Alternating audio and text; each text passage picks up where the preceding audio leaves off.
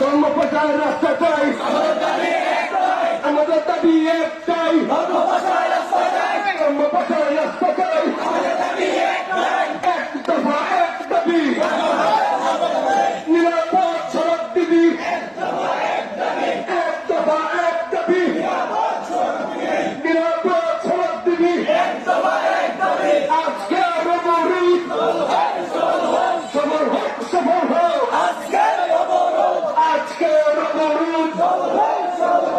রাস্তা নিয়ে একটা বাহানা চলবে না, চলবে না, রাস্তা নিয়ে একটা বাহানা চলবে না, আমাদের দাবি একটাই, ধর্ম প্রচারের রাস্তা চাই, আমাদের দাবি একটাই, আমাদের দাবি একটাই, এক দফা এক দাবি, নিরাপদ সড়ক দিবি, নিরাপদ সড়ক সুনামগঞ্জের ধর্মপাশা উপজেলা ধর্মপাশা গাছতলা সড়কের বেহাল অবস্থা।